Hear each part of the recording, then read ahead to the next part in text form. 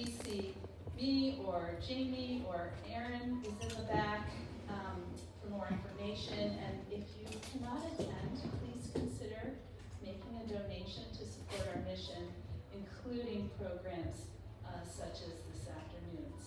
So now please silence your cell phones and join me in welcoming Max.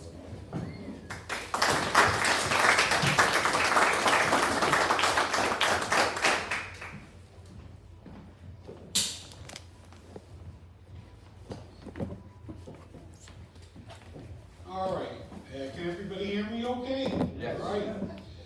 I want to thank the Bar Harbor Historical Society for their kind invitation to have me come down and speak today. I'm here to talk about Mainers on the Titanic, which is my first book. It's published by Down East Books, the same good folks who bring you Down East magazine.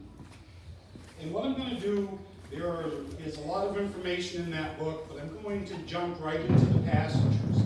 And as I describe each passenger from Maine, I'll be describing the sinking of Titanic. We start with Helen Churchill Candy, who is a divorced author from York, Maine, who makes the acquaintance of Edward A. Kent, a prominent architect from Bangor. They're both in their late 50s, and Mr. Kent is traveling back home because he's about to retire. Now, when the Titanic hits the iceberg, Mrs. Candy is standing in her cabin holding on to a post, waiting for the bathroom steward to tell her her hot bath has been drawn.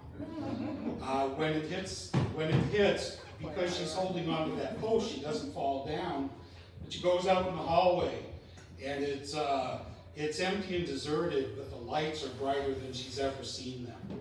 And it sort of sets up a condition where now things seem okay, but they seem not okay at the same time for Titanic. That takes us to the Harper family. Henry Sleeper Harper, he owned Turtle Island off Winter Harbor. He, his wife, his manservant, and their 2 dogs escaped in one of the first lifeboats to leave Titanic. There was the Spedden family, also of Winter Harbor. Douglas and Daisy Spedden were an older couple. They had had their first and only child, Douglas, later in life.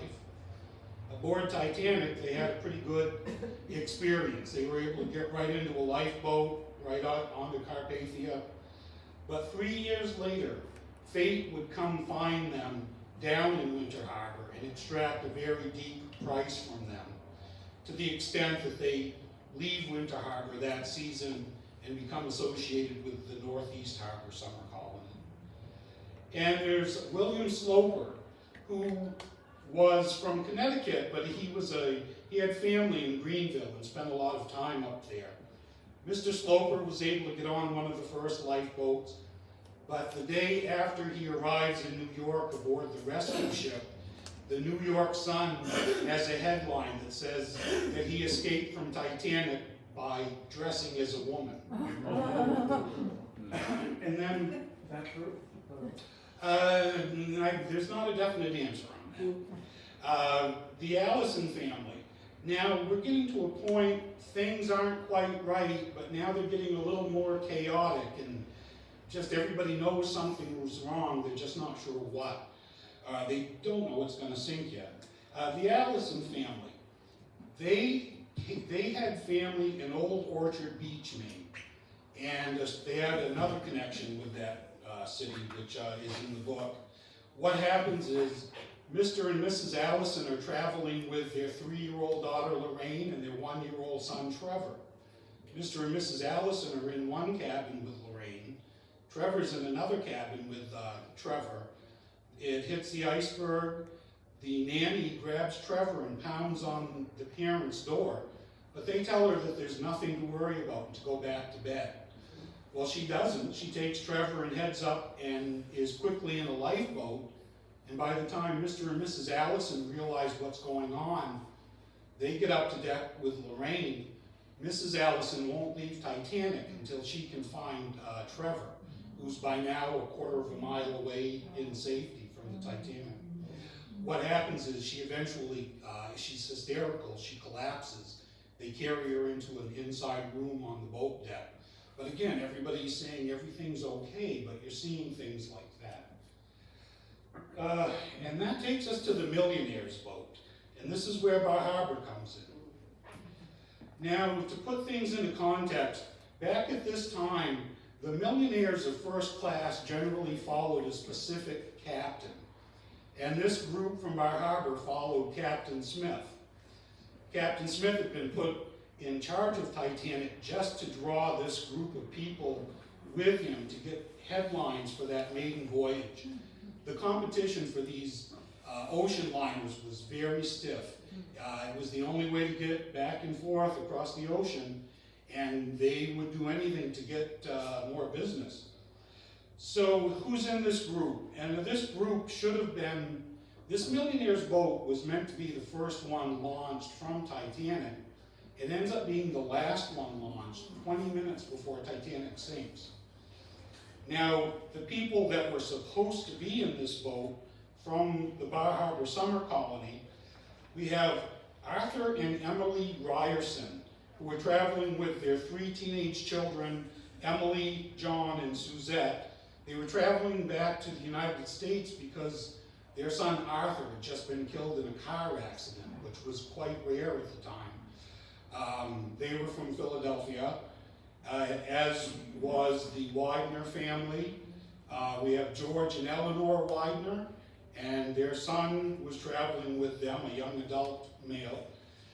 And Mrs. Widener, amongst the things she was doing in Europe, was picking out a trousseau for her daughter Eleanor, who was to be married later that season to Mr. Dixon.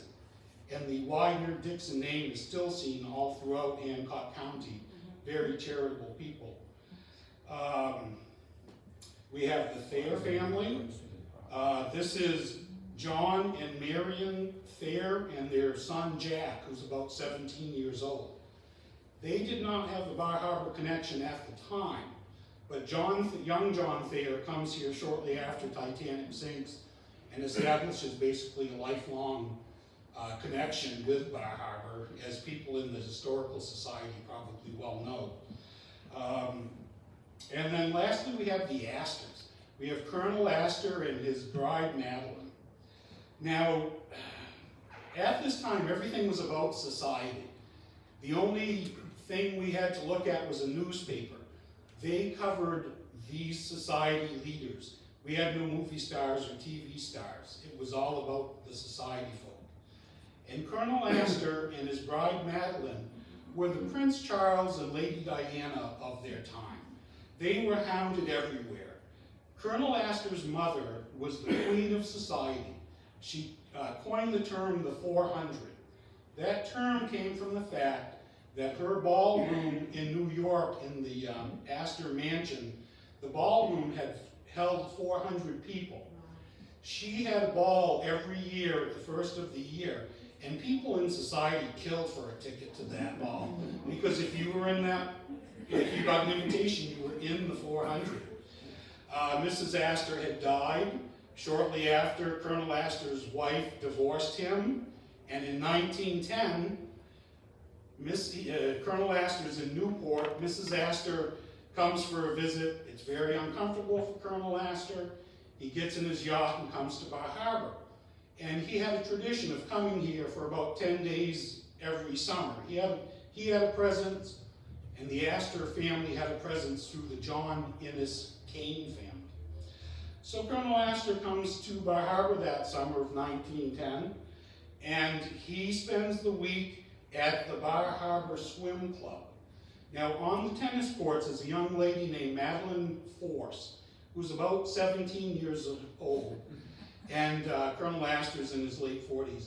And what happens is, Madeleine, she was from society, but she was from Brooklyn society. She was not Bar Harbor society for the times.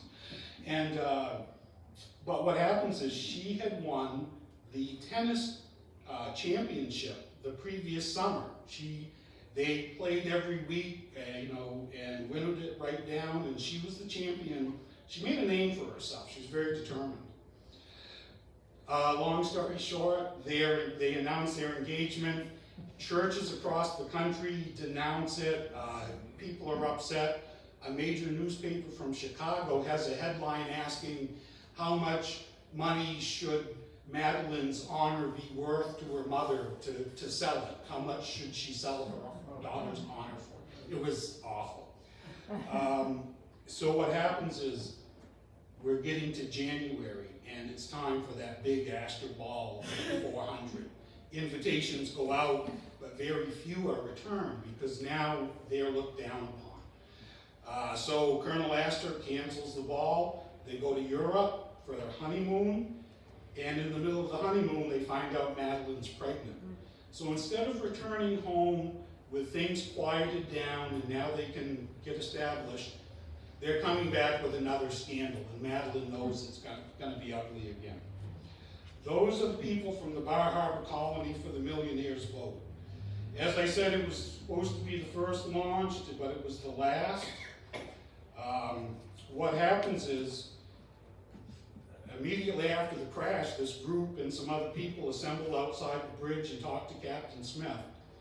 He has the crew members take them down to the A deck via a crew-only staircase, and he has one lifeboat lowered down. The rest are all kept on boat deck to be launched. But what happens is, Titanic is the second of 3 ships to be built. The first is the Olympic, but they had discovered on the Olympic that sea spray was coming in those big square windows on the A deck and soaking some of these first-class passengers as they promenaded around the deck. So they put glass windows in Titanic. So the group gets down there and finds that they need a special instrument to open that window. It's the maiden voyage, and they can't even find the binoculars yet. So they can't find this for quite a while. The group is sort of corralled. The crew goes on to launch all the other lifeboats. So by the time they get back to this first lifeboat, it's 2 o'clock. It's 20 minutes before Titanic sinks. So what happens is, up until this time, Titanic would list a little this way, list a little this way. But by 2 o'clock, she has a severe list to the port. And that lifeboat's quite far away from that window. The crew has to get hooks and pull it to the side and hold it there the best they can. And women they try to arrange a deck chair as a little bridge from that window into the lifeboat. The crew ends up picking up women by the arms and the legs and swinging them in, tossing babies in. It was quite chaotic. And now what happens is, by now it's too late to have the entire families from Bar Harbor in this lifeboat. By now, 3rd class has found their way up. The crew has to link arms just to keep men from storming this lifeboat. And so it's launched. All the men in those parties that I just said were lost. The Widener son was lost. Mr. Ryerson had a son who was 15, and Lightaller, the officer loading that lifeboat at first, wasn't going to let him go in, but Mr. Ryerson insisted. So Lightaller let him in, but then issued the order that no more boys can go in this lifeboat.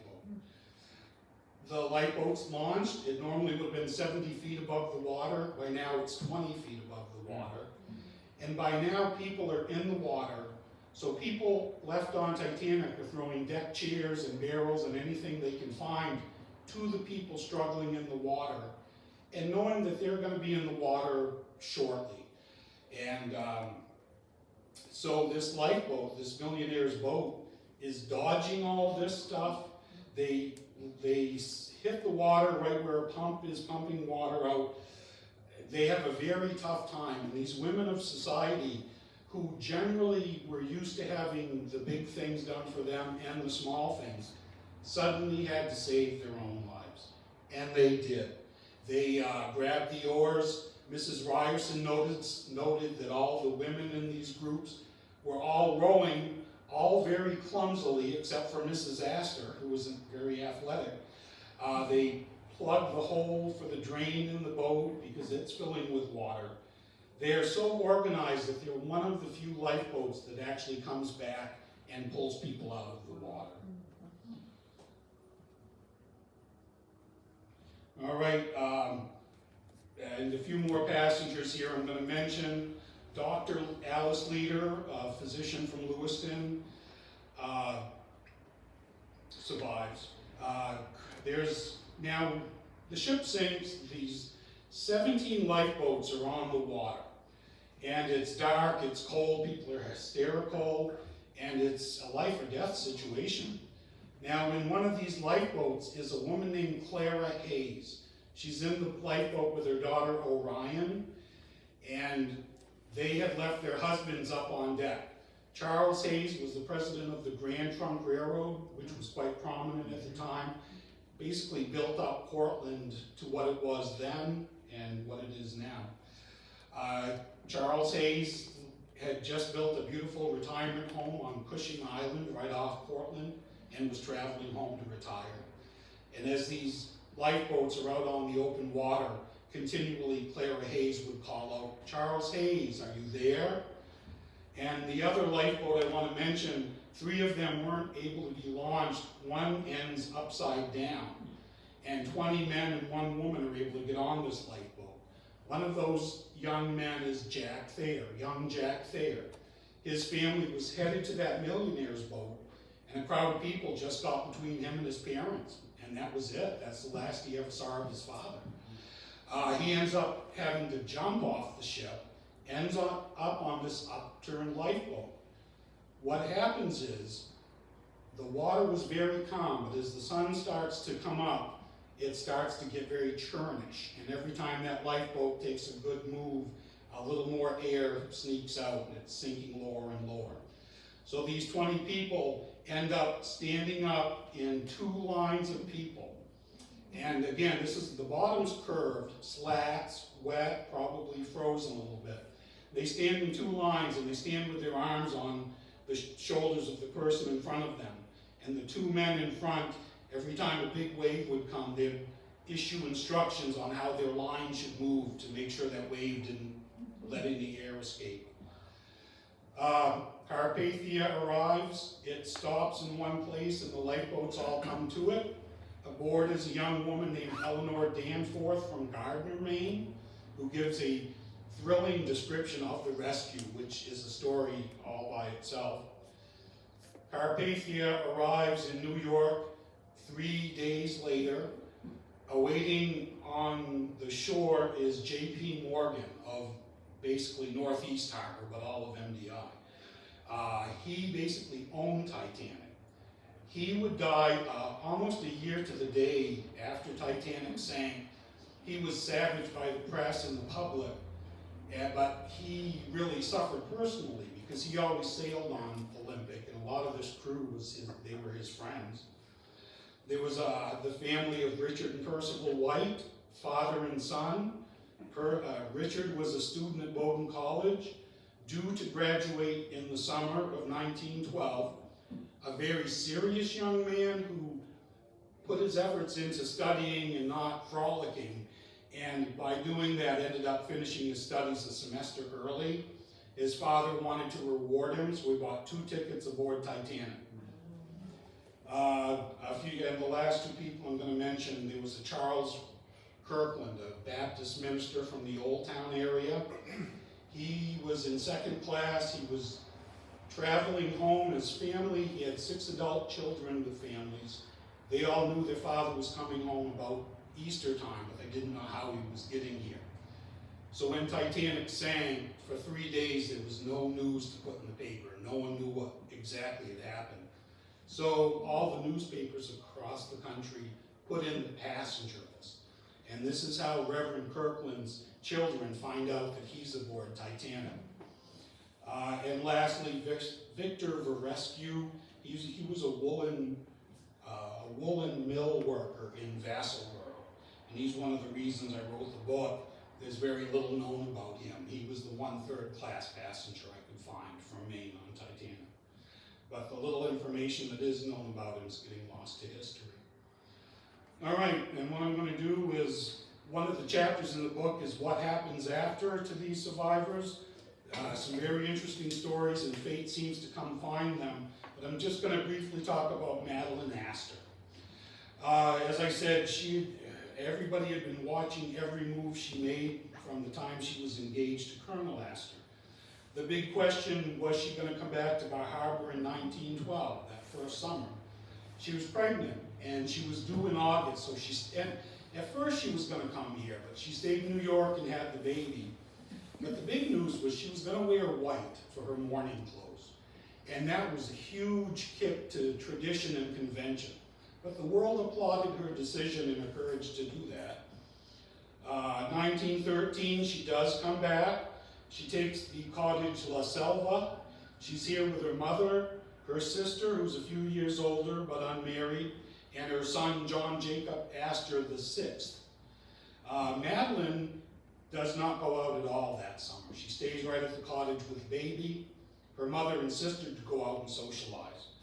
But when she comes back the following year, 1914, again she's at La Selva, she starts to socialize. She's on the tennis courts, she's back at the tennis courts, she's there every day. She's a patroness at the Red Cross Ball, benefit ball, which was the event of the season that year in Bar Harbor. And it was a relief effort for the countries fighting in World War I, which we were not yet in. And she's been taking some classes in New York. So at these social functions in Bar Harbor, she's talking about socialism, which was quite shocking from an Astor, who were the epitome of capitalism. And she stays until October, comes back 1915, takes Islecote, which I believe is the Vanderbilt cottage. She hosts parties quite often there. She is at the first dinner at the Kibo Country Club in Bar Harbor. She hosts benefits for the Polish Relief Society. She participates in this War Relief Committee, which takes place at the town hall, and they meet every week and they wrap bandages, do things, make supplies for the war. And there's some confusion at first because the year-rounders are not sure if they're invited or not. There was a bit of a mix-up, but they eventually were invited. I kind of think people wanted to gawk at Madeleine Astor. Every time she would appear in public since Titanic sank, any place she went in Bar Harbor, great crowds would show up. They wanted to see her, they wanted to see the baby. She was the object of great attention. But that takes us to 1916. And when I'm not in Bar Harbor, I kind of do this as a little bit of a tease, but you folks may know the story a little better. She arrives in 1916, and the tease I would always give is she does something so outrageous in the center of Bar Harbor that she never comes back here again. Well, what the story is when she comes to Bar Harbor, she takes Islecote again, but before she left New York, she had arranged for a press release to announce that she was engaged and was getting married in Bar Harbor. But she wanted to do it secretly and privately. So she arrives here, and she goes to the Eden town office, and the town clerk tells her that there's a new Maine state law. A non-resident has to wait 5 days. And she said that her lawyer assured her that it could be overlooked for her. And the clerk, just like our clerks today, said, no, it cannot be. So by now, the cat's out of the bag, because the announcement was supposed to come out after she was married. She now has to wait 5 days. She does. And what happens is, at St. Saviour's Church, right in the center of the village there, there's a small wedding ceremony. Madeleine Astor is marrying a man named William Dick. She had been with him the summer before, but they were always in large parties, so people didn't take note. So it's a small ceremony, no guests, just a few attendants, and it's in St. Saviour's.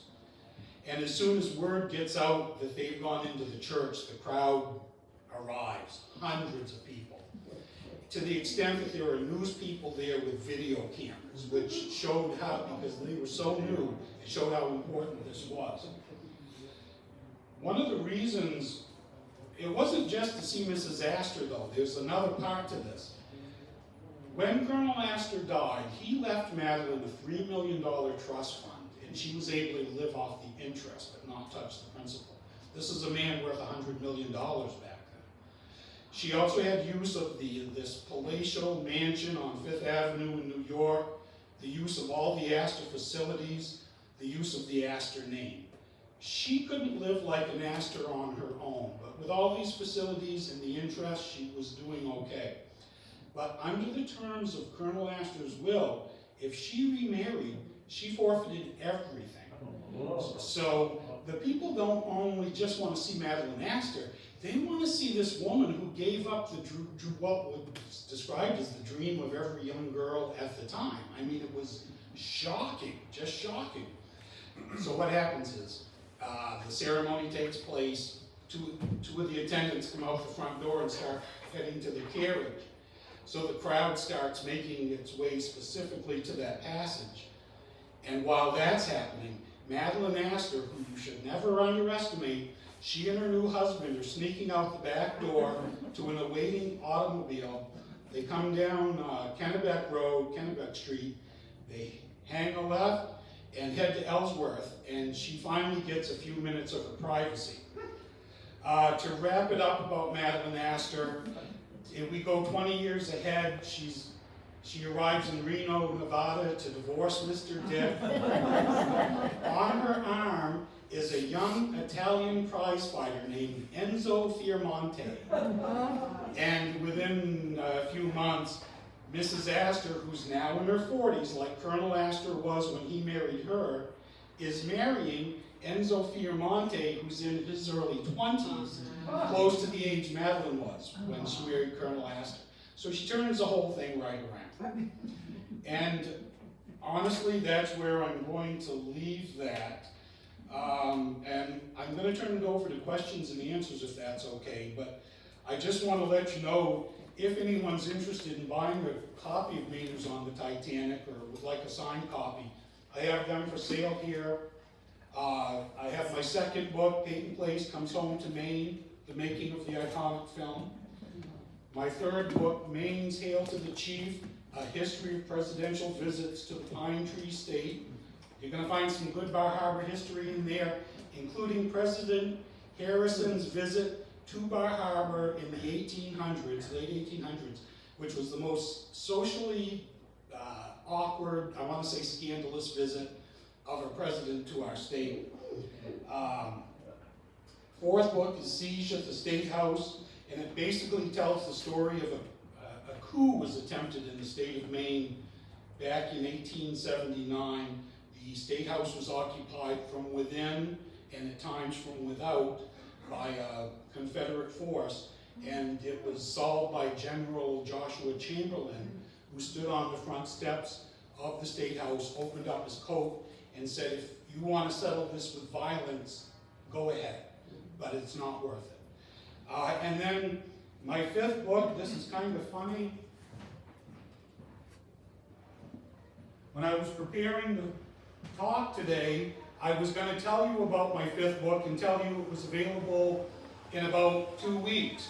Well, about 10 minutes before I left, came down here, UPS showed up with 4 cases of disaster at the Mount Desert, at the Bar Harbor Ferry, the Maine's worst maritime tragedy. And this touches on Bar Harbor in that it tells about how Bar Harbor was at the time, why this Mount Desert Ferry was necessary, how it helped build Bar Harbor up, and how it depended on Bar Harbor for its new way of life.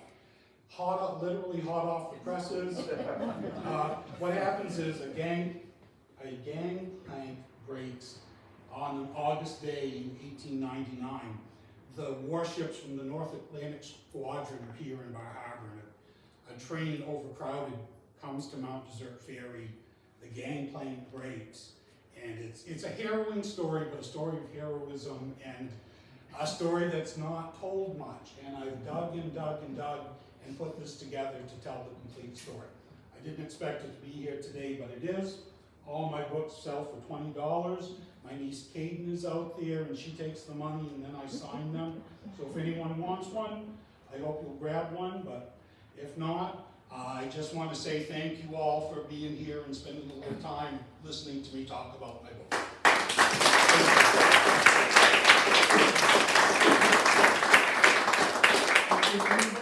If anybody did have any questions, I'm happy to answer them. Yes, ma'am. What was the price of a ticket? Well, Titanic. I know I think third class was relatively cheap. It seems though I just heard today that first class though was $16,000 in today's terms, if I have that right. First class was very expensive. Third class kind of expensive, but it was families moving here and they found the money, so, but kind of pricey. So it was quite expensive. Yes, yeah, yes. Yes, ma'am. Oh, I'm sorry, I don't know. So there was a rumor that I've heard for many years coming up here, and maybe you could address it, maybe you've never heard it, about somebody that was very wealthy on the water side. When you go in the water, he bought it for his wife who was coming over from England. She died in the Titanic. Is that just I've heard that story.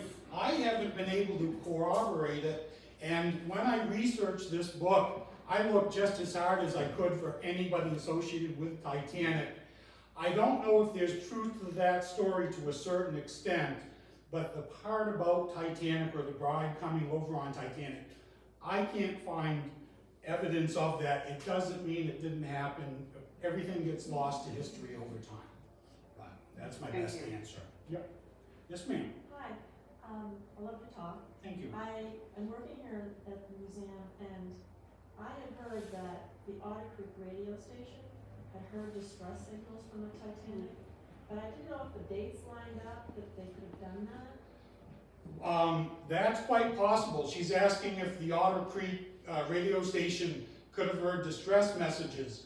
You're going to find in the book, there was a radio station out of Eastport, Maine, which should not have been able to hear anything. They heard the whole thing to the extent that that they were actually interfering with the calls for help, because the operator kept saying what's going on and asking questions that didn't need to be asked. And Mr. Marconi himself testified in front of the US Senate, and he said there are places where there are just freaky radio waves. So I have not come across that story, but I would not be at all surprised. I know a lot of amateur wireless operators had all their outfits out and were trying to pick up anything they could, again, interfering, because you can only talk one at a time. It wasn't multi-channel.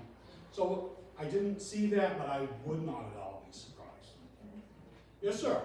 What was the final death toll on the Titanic? It was 1,500 and something, and there were 700 and so that 770 something that survived. A lot of those lifeboats did go off half filled, and people were reluctant to come back and get people out of the water, but it was sort of life and death at that point. And when someone was in the water, they didn't have a very good chance.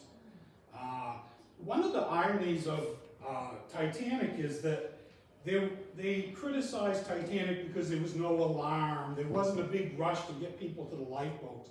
But Captain Smith knew he didn't have nearly enough room in those boats. He didn't want to get to the point, I don't think, where those boats were all gone and then the rest were left on board, or he was trying to prevent a panic that way. So they could have been more full, but it was a dicey situation. Mary Ellen. That was going to be my question. Had it all worked correctly in terms of lifeboats, how many people could they take on the lifeboats? I want to say another 400 or 500 people they probably could have taken. At one point, there was, at the very first, they didn't realize it was going to sink.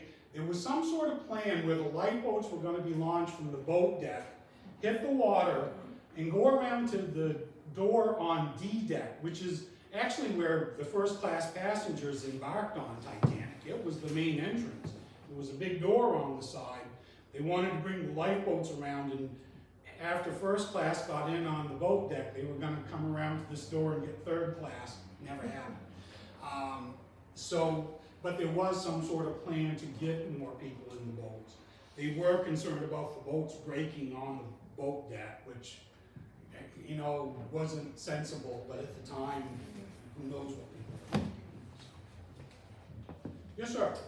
Granted, it's Hollywood, but with your knowledge and expertise of the Titanic, when you watched the Titanic film, were you thinking, okay, those procedures are kind of accurate, oh, that's completely hogwash, what are your thoughts? I'm glad you asked that. Generally, movies about historical events are not very accurate, but Titanic was one of the more accurate ones I've seen. I believe James Cameron was quite an aficionado of Titanic. He seemed to know the story, he seemed to pay honor to it, and luckily the studio gave him enough time that he could be, and enough money to be somewhat accurate. One of the things that fascinates me is the physics of that sinking. Everything you see, the ship going up, people sliding down, happened. And one thing you don't see in the movie though is every time a boat was launched from the boat deck, those lifeboats were the guardrails on that boat deck. And by now everybody's on the boat deck to get off. And so every time a lifeboat was launched, there's a big gaping hole, there's canvas and rope and stuff on the deck. The ship's starting to list more violently in pitch, slope, and I think it wasn't all of a sudden everybody went in the water. People were going in a little at a time, and yeah. Thank you. Captain Smith went down to the ship, right? Yes, yep, he did. Yes. Bruce Ismay, the director of the line, hopped into one of the collapsible boats, the last to be launched at a time when men were linking arms and keeping men from getting in the boat. He kind of just slipped in. He was pilloried by the press afterwards too. Down in, when we were on bus tour several years ago, in Kentucky or whatever, there's an amusement park. There is a replica of the Titanic. And it's really quite interesting. When you go through the door, you get a ticket as if you were a passenger on board. And you go to these different rooms, and there are artifacts from the Titanic that are on display there. And the woman next to me, I said, "What's your ticket?" And I said, "Oh, you died." She said, "How did you know?" We just went to a thing the other night, or last night, about the captains from Lemoyne that went out from there. And they were saying there was like no licensing to be a captain, like in the 1800s. In England or in Europe, was it different than here? Did you? You know, I'm honestly not sure. I'm sure for the smaller boats, probably there was not. I think there must have been some sort of procedure for a bigger liner, but honestly, I don't know. It's possible. Things were a lot more slack back then. I think it's fair to say. Yes, sir. Is there any monument or memorial to the Mainers anywhere in Maine? There's no specific monument that I know of. Reverend Charles Kirkland from the Old Town area has a very large stone in Bangor. There's some different, I think there's a few different gravestones possibly, but no specific monument. And this is an odd little angle of Titanic to look at, but what I did, it's Maine history meets Titanic. So it's really a Maine history book. But no, I don't know of anything specifically, unfortunately. Which province? Is it Nova Scotia that has the burial ground? Yes, Nova Scotia, they sent ships out from there to recover what bodies they could. And a lot of the unidentified bodies are buried there. In Halifax, Nova Scotia. So not Newfoundland, not PEI? No. And they're quite reverent of the Titanic and their relationship to it. All right, anybody else? Yes, sir. If I understood you at the beginning of the talk, you were talking about after the boat hit the iceberg. Yes. There were select people that got on lifeboats. So somebody knew something was up, right? And yet the captain was keeping the first class people behind a little bit. At the very first, the first news was there was a quick inspection, everything was fine. But when they did a more deep inspection, they realized it was going fast. But, so yes, the first people, it was sort of a precaution, no one wanted to get in, and they were sort of selling it as a precaution, well, why don't you just go on the lifeboat and, until we get things taken care of. So yes, the early ones got off a little easier. One side of the boat was, it was women and children first. One side was saying, and that's all we'll let out. The other side was saying women and children first, but once they're loaded in, if there's any men, we'll put them in. So it almost came down to which side of the ship you landed on. And I probably should wrap it up here unless there's any burning questions, but yes, sir. I'm curious to know how you did your research. Did you work for the passenger list? I move on from there, or how, I- what was your approach? Yes, I went to Fogler Library, University of Maine at Orono, which is a great library. They have a lot of the state's newspapers, big and small, on microfilm.